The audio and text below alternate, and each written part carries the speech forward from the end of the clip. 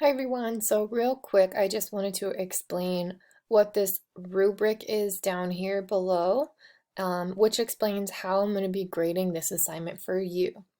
So you see this text here, you know that you must always earn a 3 in order to move on to the next lesson. So I'm going to grade if you don't earn a 3, I'll just tell you what you need to work on and then you can make those changes.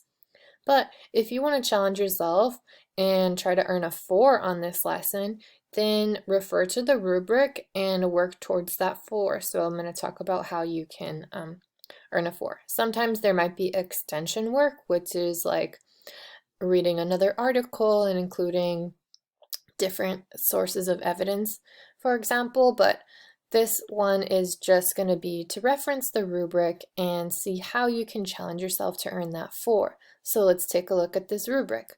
For this assignment, we're making inferences about selfies. So to earn a 3, you have to do these things in this box. So this says that the standard is talking about citing textual evidence that strongly supports your analysis of what the text says. We're talking about selfies, so not really the text, but what does the selfie show? And your evidence is going to be the observations and the details that you use to help you as you observe in that selfie. So to earn a 3, cite evidence from the selfie and make inferences, which we know are educated guesses about what the selfie tells us. If you want to earn a 4, you're going to do everything in this box and you're going to use prior knowledge to help build and support your inference. So that's bringing outside knowledge that you already have from somewhere else. For example, if the selfie that you're looking at, if your classmate is wearing a band t-shirt, then what do you know about that band? And how does this help you understand your classmate a little bit more? So what does it tell us about your classmate? That would be an example of you bringing in outside information to help you build and strengthen your inference. That would earn you a 4. And also we're going to be, you're going to get a grade for purpose and point of view. So what's the author's purpose, or what was the classmate's purpose of taking this selfie? So why did they take it and why did they choose to share this one with our class?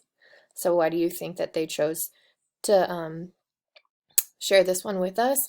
And also including what was the purpose of them taking a selfie? Can you tell from the selfie if it was a special occasion or something that was really meaningful? Just based on the selfie itself, what can you tell about why the your classmate decided to take that?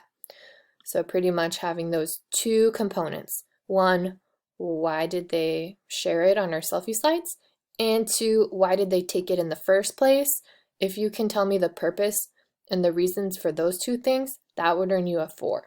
So that's how you kind of look at a rubric and understand, well, I can do these two things. That would earn me a 4 if you're trying to earn a 4 for this assignment. So go ahead and look at the selfie that you got assigned and do your best job making inferences and analyzing the author's purpose.